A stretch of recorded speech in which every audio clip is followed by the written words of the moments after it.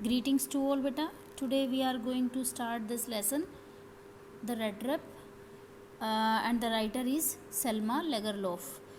First of all, we should come to know about the writer.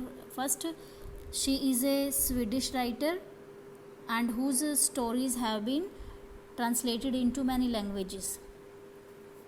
She was a Swedish writer as well as she was a teacher also, and the birth date has been written here 1858 to 1940.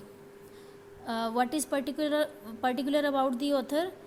That she was the first lady, she was the first woman who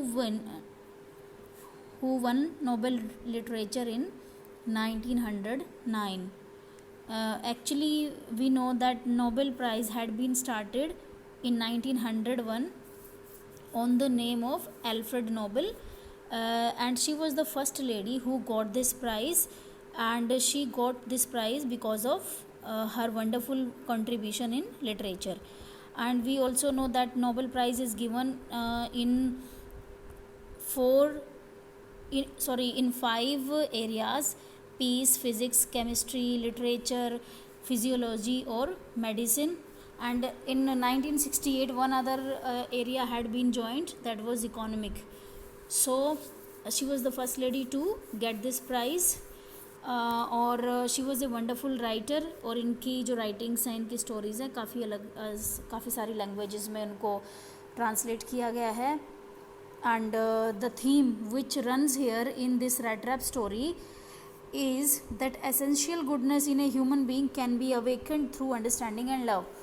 It means if we shows understanding and love, अगर हम किसी के लिए किसी को समझ पाते हैं, अगर हम किसी को प्यार दिखाते हैं, तो उसके अंदर जो गुडनेस होती है उस इंसान की वो जाग जाती है, चाहे वो इंसान कितना भी बुरा हो.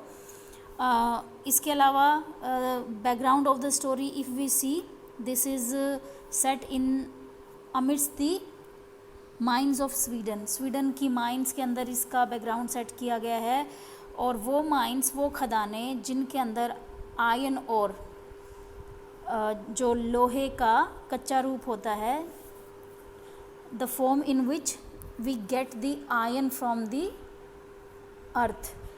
ज़मीन से जिस कच्चे रूप में आयरन मिलता है उसको क्या कहा जाता है? और कहा जाता है. तो स्वीडन की जिन माइंस में ये और बहुत ज़्यादा अबंडेंस में मिलता है, उनमें वहाँ पर इसका बैकग्राउंड सेट किया गया स्टोरी का.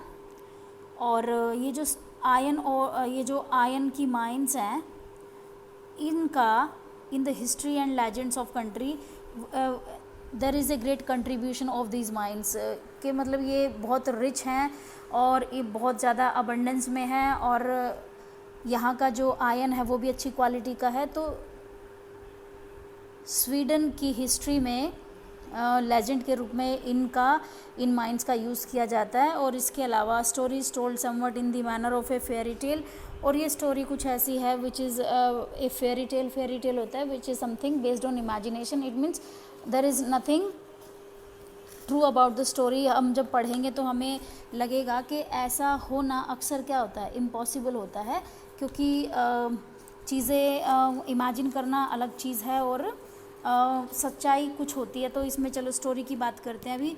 देर are some expressions, I will get you available with the meanings of these expressions. तो अदरवाइज़ जैसे जैसे हम स्टोरी पढ़ेंगे तो ये एक्सप्रेशन सारे आपको क्लियर हो जाएंगे.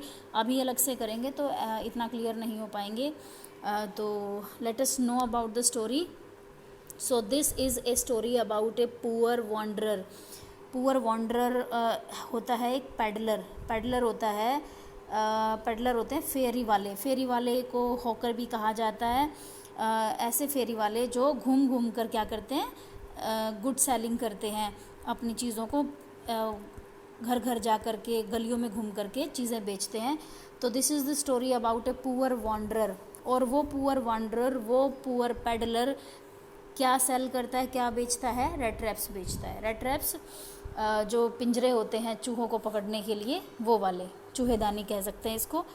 तो वो लेकिन इसमें अब इसी की कहानी है, इस पेडलर की कहानी है ये सारी की सारी, कि किस तरीके से उसको क्या मिलता है, उसको कोई अंडरस्टैंड करने वाला, उसको कोई उसको प्यार से ट्रीट करने वाला उसके साथ मिल जाता है, और तब उसके अंदर क्या जग जाती है, ये एसेंशियल गुडनेस उसकी बाहर आती है। तो ये किस तरीके से स्टोरी में है अब हम पढ़ेंगे। तो देखिए line by line. Once upon a time there was a man, एक बार एक आदमी था, who went around selling small rat traps of wire, जो तार की बनी हुई, तार की ही बनी होती है, हमें भी पता है, तार की बनी हुई जो छोटी छोटी रेड रैप्स हैं, चूहे पकड़ने वाले पिंजरे, चूहेदानी, उनको बेचता था। He made himself at odd moments, वो उन चूहेदानियों को अपने आप बनाता था, ओड मोमेंट्स पर बनाता था। मतलब ऐसा नहीं था कि उसके पास और रॉ मटेरियल वो अवेलेबल कराता था पहले, और रॉ मटेरियल ख़रीद के लाता था फिर उनको बनाता था। वो ओड टाइम्स, मतलब कोई पर्टिकुलर टाइम नहीं था कि वो कब बनाए उसको, क्योंकि जैसे जैसे वो उसको सामान मिलता था वैसे वो बना देता था। अब सामान मिलने के पीछे क्या फैक्ट है कि he got by begging from the material, he got by begging in the stores और एट द बिग फार्म्स। अगर किसी स्टोर में जो फालतू का सामान होता है थोड़ा बहुत, वो उसको अगर वो बैग करता था, उसके लिए भीख मांगता था, या फिर बड़े बड़े फार्म्स के अंदर जो लोहे का मटेरियल होता है, वो अगर तार वार उसको मिल जाए जो किसी फार्म हाउस में काम के नहीं होते, तो इसको रॉ मटेरियल कहाँ से मिलता था, या तो भीख मांग के, या फिर कहीं से भी, जो कह सकते हैं ना कि कुछ एक्स्ट्रा कहीं से अवेलेबल हो जाता था ना, तो उसी से वो बनाता था। तो अगर जैसे जैसे सामान मिलता वैसे वैसे ये रेड ट्रैप्स बना लेता। इसलिए कहा गया है कि ओड मोमेंट्स थे उसके बनाने के, मतलब पर्टिकुलर टाइम नहीं था। बट इवन सो, अब देखो रॉ मटेरियल उसका फ्री का है और वो क्या कर रहा है, रेड ट्रैप्स बना रहा है। But even so raw material free का मिलने के बाद भी उसका जो बिज़नेस था रेड ट्रैप्स का वाज नॉट स्पेशली प्रॉफिटेबल, उसमें उसको खास कोई प्रॉफिट नहीं होता था। इसलिए उसने क्या किया, रिसोर्ट टू होता है, he had to take to some other business, और वो उसका अदर बिजनेस क्या था, बैगिंग, भीख मांगना, और पैटी थीवरी। पैटी होती छोटी मोटी, जो कि बहुत ज़्यादा बड़ी चोरियां नहीं होती थी, कुछ कहीं पे दिख गया किसी घर के बाहर वो उठा लिया, तो छोटी मोटी चोरियां। और बैगिंग भी उसको करनी पड़ती थी जब कहीं जा कर के वो क्या कर पाता था, he could keep his body and soul together, जो यहाँ पे फर्स्ट एक्सप्रेशन है उसका, ये इसका मतलब होता है टू सर्वाइव, किसी तरह अपना गुजारा करना। इस पुअर पेडलर को क्या करना पड़ता था, अपनी ज़िंदगी को जीने के लिए बहुत ज़्यादा ये कह सकते हो स्ट्रगल करना पड़ता था। अपने आप चूहे दानियाँ बनाकर बेचता था, इसके अलावा अगर भीख मांगनी पड़ जाए वो भी करता था, और इसके अलावा अगर उसको कुछ दिख जाता था उसको चुराने में भी हिचकता नहीं था। तब कहीं जाकर भी उसकी ज़िंदगी कैसी थी, हिज क्लॉथ्स वर इन रैक्स, वो अपने लिए खाना तो जुटा पाता था, खाना भी आगे पता चलेगा कैसे जुटा पाता था, उसको अच्छे से कपड़े भी पहनने को नहीं मिलते थे, रैग्स, बिल्कुल फटे पुराने कपड़े, चीक्स वर संकन, गाल अंदर बिल्कुल धसे हुए, और खाना भी टाइम पे नहीं मिल पाता था क्योंकि hunger gleamed in his eyes, क्योंकि भूख उसकी आंखों में चमकती थी। ये भी एक यहाँ पर है, ये रहा, hunger gleamed in his eyes, मतलब कोई इतना हंग्री होना कि उसकी हंगर उसके चेहरे के एक्सप्रेशन से शो हो रही हो, क्योंकि हमें पता है उसके गाल पिचके हुए हैं और बिल्कुल दुबला पतला, मतलब कि उसका survival, it was very hard for him to keep his body and soul together, उसके लिए ज़िंदगी जीना बड़ा मुश्किल था। Then what happened, no one can imagine how sad and monotonous life can appear to such a vagabond. Vagabond यही wanderer होता है, जो घुमक्कड़ होता है, someone who doesn't have his or her particular place to live in, बिना घर के घुमक्कड़ लाइफ बिताना। तो कोई इमेजिन भी नहीं कर सकता कि ऐसे इंसान की लाइफ कितनी सैड, मोनोटोनस, डल, बोरिंग, क्योंकि उसको क्या होता है, उसको ज़िंदगी सिर्फ काटनी पड़ती है, उसको ऐसा कुछ ज़िंदगी से नहीं मिलता जो उसको खुशी देता हो। तो बिल्कुल नीरस सी लाइफ होती है ऐसे घुमक्कड़ आदमी की। और वो अगर जिंदा भी है ना, वो अगर ये रेड ट्रैप्स बेच भी रहा है, तो वो प्लोडिंग कर रहा है रोड के साथ साथ। प्लोडिंग करना होता है हैविली और बहुत ही टायर्ड पैरों से, बिल्कुल ऐसा लग रहा है एग्जॉस्ट हो रहे हैं। चलना तो है लेकिन थके हुए और बिल्कुल भारी भारी कदमों से चलना क्या होता है, प्लोडिंग करना होता है। तो ऐसा घुमक्कड़ जो सिर्फ प्लोडिंग कर रहा है, लेफ्ट टू हिज मेडिटेशन, वो सिर्फ क्या करता है, अपनी मेडिटेशंस में खोया रहता है। उसको मेडिटेशन मतलब अपनी डीप थॉट्स होती हैं। तो ऐसे इंसान को ज़िंदगी से कुछ ज़्यादा उम्मीदें नहीं होती और वो एक बहुत ही डल सी बोरिंग सी लाइफ जीते रहता है अपने खुद के थॉट्स में गुम हुए। But one day this man, लेकिन इसी पेडलर के बारे में बताया है, इसने क्या किया, एक दिन he had fallen into a line of thought, लेकिन एक दिन उसके अंदर ना काफ़ी सारे विचार आए। लाइन ही हैड फॉलन, ये भी एक एक्सप्रेशन है यहाँ पे, fallen into a line of thought, it means he had been agreed to some thoughts, उसको लगा कि हाँ भाई ये विचार तो बिल्कुल ठीक है। और फॉलन इनटू मतलब कि उसके अंदर आए विचार और ये उनसे एग्री हुआ, बिल्कुल सहमत हुआ।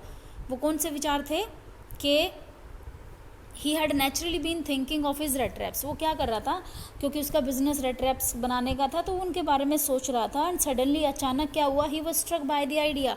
स्ट्रक मतलब होता है कि अचानक से, सडनली केम, उसके अंदर अचानक आइडिया आया, दैट द होल वर्ल्ड, उसके अंदर क्या आइडिया आता है, दैट, नेक्स्ट पेज पे है ये बेटा देखो, that the whole world about him, the whole world with its lands and seas, its cities and villages, was nothing but a big rat trap। उसने कंपेयर किया अपनी रेड ट्रैप को इस वर्ल्ड से, या फिर वर्ल्ड को अपनी रेड ट्रैप से कंपेयर किया कि इस दुनिया में जो ये लैंड है, चाहे वो ज़मीन है, चाहे वो सीज़ हैं, सिटीज़ हैं, विलेजेस हैं, सब क्या है, ये चूहेदानी ही तो है।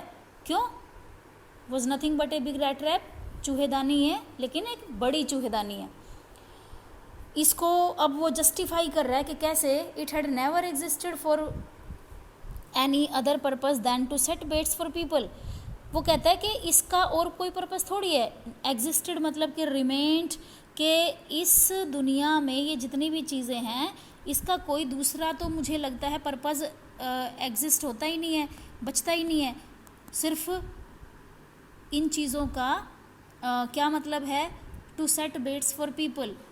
अब ये जो बेट वर्ड है, बेट का मतलब होता है, हमें पता है कि रेड ट्रैप चूहेदानी के अंदर एक हुक होता है और उस हुक में रोटी का टुकड़ा या कुछ ऐसी चीज़ जो चूहे को टेम्प्टेड करती है, ललचाती है, और वो चूहा जैसे ही उस रोटी के टुकड़े को पकड़ता है तो क्या होता है, दरवाज़ा बंद हो जाता है उस रोटी के टुकड़े से टुकड़े को खींचने से, और ऐसे वो चूहा फंस जाता है। तो ये बता रहा है कि इंसान क्या है, इंसान के फंसने के लिए इस जो बेट का काम है वो कौन करता है, उसके पास जितनी भी रिचेज़ हैं, रिचेज़ उसकी धन दौलत, उसकी खुशियाँ, shelter, food, clothing, exactly as the rat trap offered cheese and pork. Pork होता है पीग का मीट, पीग का मीट फ्रॉम ए पिग, तो जो सुअर का मांस होता है उसको पोर्क कहा जाता है। और यहाँ पे चीज़ और पोर्क का यूज़ राइटर ने अपनी वजह से लिया है, क्योंकि वो स्वीडिश राइटर है और कहीं अलग अलग वजह हो सकती है, किसी के यहाँ किसी चीज़ को इम्पोर्टेंस दी जाती है। जैसे हम अगर रोटी का टुकड़ा कहेंगे तो उसने स्वीडिश राइटर ने यहाँ पे चीज़ का और पोर्क का यूज़ किया है। तो क्या करते हैं, offered cheese and pork as soon as anyone let himself be tempted to touch the bait, it closed on him, then everything came to an end। वो कहना चाहती है राइटर कि यही तो होता है, इंसान क्या करता है, let himself be tempted, वो ललचाता ही तो है इन बेट की तरफ, इन चीज़ों की तरफ, और उसके लिए बेट क्या है, ये रिचेज़ और जॉयज़ और शेल्टर और फूड। वो कहता है कि ये एक प्रलोभन से, एक लालच से कहीं ज़्यादा थोड़ी ना है। और इंसान एक बार जब फंसता है कि ये मेरी धन दौलत है, ये मेरी खुशियाँ हैं, तो वो फंसता ही चला जाता है जब तक कि सब कुछ ख़त्म नहीं हो जाता। मतलब वो दुनिया को इन चीज़ों में फंसकर ही आखिर में उसका जीवन ख़त्म हो जाता है। और ऐसे चूहेदानी से कहीं ज़्यादा इस दुनिया का महत्व है नहीं। वो कहना चाहता है कि चूहा उसमें फंस गया उस रेड ट्रैप के अंदर, और उसके बाद दरवाज़ा बंद और वो हमेशा के लिए उसी में फंस के रह जाता है। अब उस चूहे का फिर कुछ भी करो। तो इंसान के लिए भी ये दुनिया क्या है, एक रेट ट्रैप है, एक बिग रेट ट्रैप है। और इस बिग रेट ट्रैप में इंसान का सिर्फ इतना ही रोल है कि वो उन बेट्स से टेम्प्ट हो जाता है और उन बेट में टेम्प्ट होकर उसी में फंस कर रह जाता है, and everything come to an end, और फिर सब चीज़ों का अंत हो जाता है।